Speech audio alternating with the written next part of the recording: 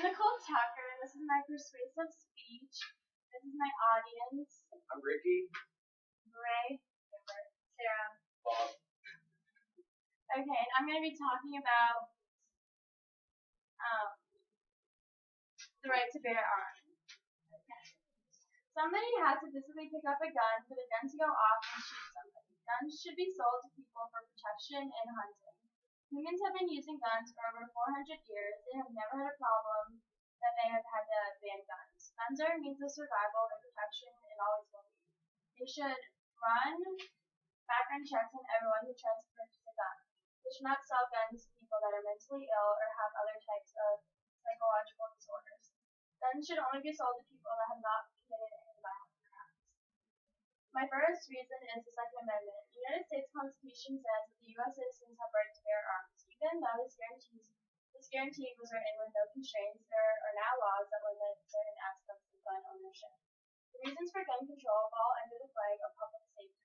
Though they are many safety reasons why private ownership of firearms should be banned, these arguments are outweighed not only by the need for protection, but because the limitation of ownership rights can become dangerous to personal freedom. This will stop a lot of gun crimes that happen in America today. Guns are illegal, yet they're all over our streets. Guns are for protection. How do we, the people, protect ourselves if anything were to happen to us? Yes, there are police, but by the time we call 911 and have them come to us, someone might have gotten killed already. People don't realize that guns will exist no matter what, whether it's legal for civilians to buy them or not. They will always exist, and criminals will always find a way to get them. Crimes and murders will always happen.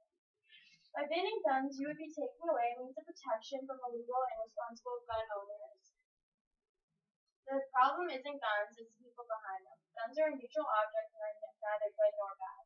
They can be used to mass murder many unarmed innocent people, such as what occurred at Sandy Hook Elementary, Columbine, Colorado, etc., or they could be used to protect your family and home from burglars, rapists, etc. The context determines the right or wrong use of the firearm. Then there are those who should never be allowed to own or handle firearms simply because they're without knowledge of the safety, handling, and use of a firearm, or they have a history of being mentally or emotionally high-risk, a criminal track record. The right of the people to keep and bear arms should not be infringed, as the Second Amendment guarantees that people awake to defend themselves, should the need arise. In past times, arming the population was a safeguard against possible government dictatorship. My second reason is protection. Today, many citizens see their right to bear arms as an important means of self-defense. Citizens fear that gun control would be the first step towards the people's rights being removed little by little. Mass shooters don't follow the law. Studies show that most criminals come by their guns illegally, often by theft or underground purchases.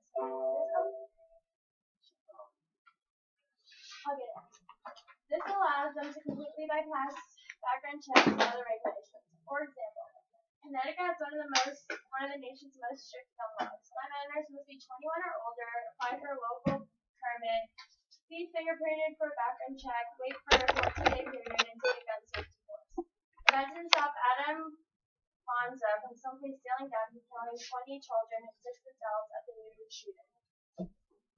Additional gun regulations would not have done anything to prevent the tragedy. Getting rid of guns does not get rid of violence. The cause of mass shootings isn't guns, it is mental health. Guns don't kill people, people kill people. At first, it seems like a stupid pro-gun argument. It sounds juvenile, and it is much too easy for liberals to counter with. Well, people need the guns to kill people, which is true. The point is, we need to target the source of the problem, not the tools used. We need to talk about mental illnesses and how we can provide services, resources, and other support to those who need it. There is no evidence that gun control legislation has reduced violent crimes. In fact, it may promote crime by producing helpless, unarmed victims. On the other hand, occurrences such as the Columbine shooting prove that there is an obvious problem with guns and action need to be taken. The legislation, however, is not the answer. Education of minors and exposure to guns, believe it or not, is a real solution to this problem. When a person has respect for weapons, he or she will not misuse them. It is important to reiterate the Second Amendment of our Constitution. It states, a well-regulated militia being necessary to the security of a free state. The right of the people to keep and bear arms shall not be infringed. The word militia refers not only to the state, National Guard units, but also to private citizens. A way to reduce improper use of guns would be to make getting a gun more difficult, such as a background check, never committing a violent crime, a mental evaluation, and a certain number of hours spent in a gun range should be required. This way, gun laws would be stricter, not just anybody could get their hands on a gun. Guns are wonderful for protecting elderly people and having them feel safe. They may be seen as weak and as easy target for a criminal. Also, guns are great protection for those living in a rural area where it can take a while for a cop to reach you when they're in danger. My third reason is gun regulation and statistics. Statistics show that guns save lives and are very helpful. According to the National Self-Defense Survey conducted by Florida State University, criminologists in 1994, the rate of defensive gun uses can be projected nationwide to approximately 2.5 million per year. One defensive gun used every 13 seconds. 83.5% of the successful gun defenses, the attacker either threatened or used force first, disproving the myth that having a gun available for defense wouldn't make any difference. In 73% of these gun defense incidents, the attacker was a stranger to the intended victim. This disproves the myth that a gun kept for defense will most likely be used against a family member or someone you love. In 92% of these incidents, the defensive use of a gun did not wound or kill the criminal attacker. As many as 200,000 women use a gun every year to defend themselves against sexual abuse. According to Newsweek, only 2% of civilian shootings involved an innocent person mistakenly identified as a criminal. The error rate for the police, however, was 11% more than 5 times as high. Armed citizens kill more crooks than do the police. Citizens shoot and kill at least twice as many criminals as police do every year. 1,527 criminals killed by citizens compared to 606 criminals killed by police. In the 15 years following the passage of Florida's concealed carry law in 1987, over 800,000 permits to carry firearms were issued to people in the state.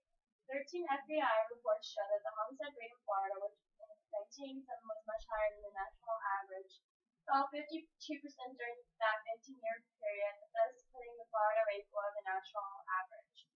In 1982, Kennesaw, Georgia passed a law requiring heads of households to keep at least one firearm in the house. The residential burglary rate subsequently dropped 89% in Kennesaw compared to just 10.4% drop in Georgia as a whole. Today, the violent crime rate in Kennesaw is still 85% lower than Georgia's or the national average. In conclusion, with the Second Amendment stating, as we the people have the right to bear arms, why should we have this taken away from us? Guns are great for protection, and statistics prove that getting rid of guns is not getting rid of violence. A way to reduce improper use of guns would be making a gun more difficult to get. This is my audience again. Ricky. Right.